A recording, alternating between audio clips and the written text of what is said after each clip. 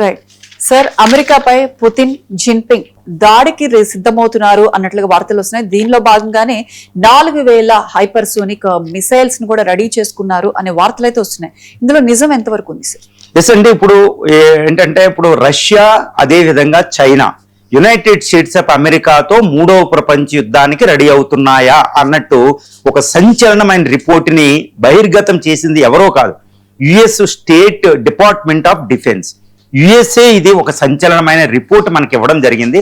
ఆ రిపోర్ట్ ప్రకారం ఏంటంటే రష్యా, చైనాలు తన యొక్క హైపర్సోనిక్ ఆర్సనల్, హైపర్సోనిక్ మిసైల్ ని విస్తృతంగా పోగేసుకుంటున్నట్టు.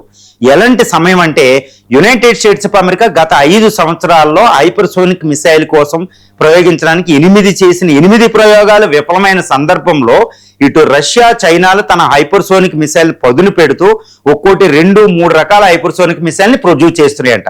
ఇప్పుడు యుఎస్ డిపార్ట్మెంట్ ఆఫ్ డిఫెన్స్ చెప్పినట్టే వార్నింగ్ ఇచ్చినట్టు, అది యుఎస్ గవర్నమెంట్ కి వార్నింగ్ అనమాట. ఏమనంటే చైనా 3000 హైపర్సోనిక్ మిసైల్ ని పోగు చేసుకుంటుంది. రష్యా స్వయంగా పుతిన్ ఆధ్వర్యంలో 1000 హైపర్సోనిక్ మిసైల్ ని పోగు చేసుకుంటుందంట.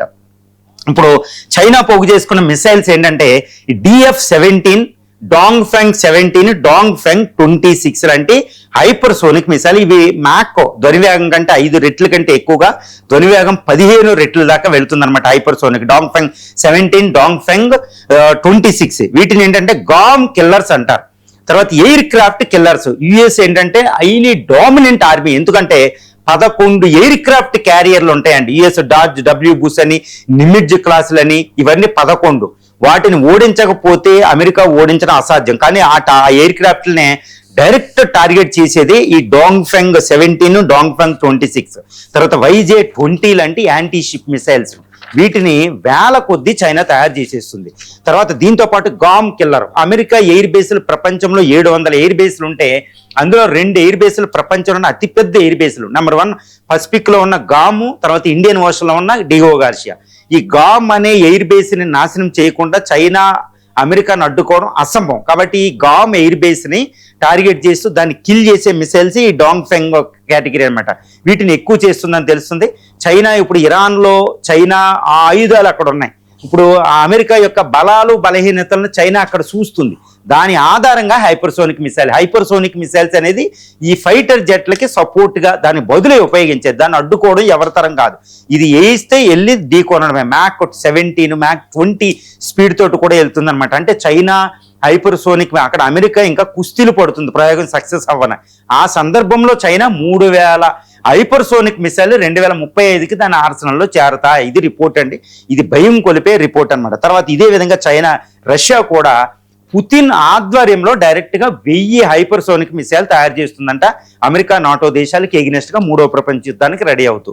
అది ఏంటంటే ఇటు కింజాలు, తర్వాత జిర్కాన్ లాంటి మిసైల్, అవన్ గార్డ్, ప్రపంచంలోని అత్యంత వేగవంతమైన మిసైలే రష్యా దగ్గర ఉన్న హైపర్సోనిక్ అవన్ గార్డ్ అంటారు. అవన్ గార్డు, కింజాలు, తర్వాత ఈ యొక్క జిర్కాన్, ఈ 3 మిసైల్స్ ని రష్యా తయారు చేస్తుంది.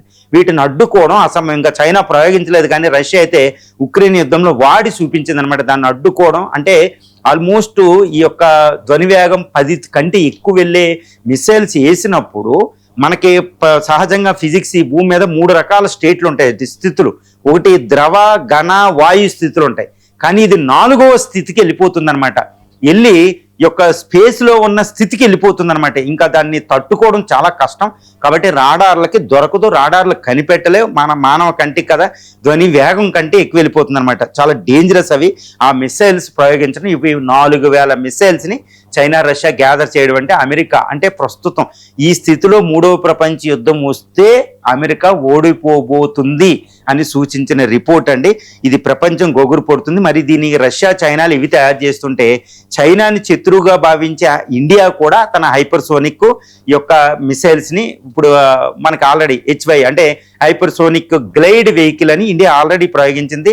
తర్వాత ఈ అగ్ని బ్లాక్ 2 అనేది హైపర్సోనిక్ మిసైల్. ఇండియా కూడా ఇది Ram jet, Scram jet engine తయారు చేసి ఇండియా కూడా ఈ హైపర్సోనిక్ మిసైల్ తయారీలోకి వెళ్ళిపోయింది. జపాన్ వెళ్ళిపోయింది, సౌత్ కొరియా తయారు చేస్తుంది, ఇటు టర్కీ తయారు చేస్తుంది, తర్వాత ఇటు ఉత్తర కొరియా కూడా ఆల్రెడీ తయారు చేస్తుంది. కాబట్టి ఈ యొక్క హైపర్సోనిక్ మిసైల్ అనేది ప్రపంచ యుద్ధ రీతిని మార్చబోతుంది. ఎందుకంటే ఇప్పుడు ఇరాన్ వాడుతుంది హతాఫ్ 2, ఈ ఫత్తా 1, ఫత్తా 2 అనేది ఇరాన్ వాడుతుందండి. ఖైబర్ షేకెన్ లాంటి ఈ యొక్క హైపర్సోనిక్ మిసైల్ని ఇరాన్ యుద్ధ రంగంలో వాడుతుంది. అందుకే అక్కడ అమెరికా ఉండలేకపోతుంది. కాబట్టి ప్రపంచ యుద్ధ గతిని మార్చిందే హైపర్సోనిక్ మిసైల్. కాబట్టి ఈ హైపర్సోనిక్ మిసైల్ ఇప్పుడు రష్యా చైనాలు ముందుగా ఉన్నాయి, అమెరికా కంటే చాలా అడ్వాన్స్డ్ ఉన్నాయి.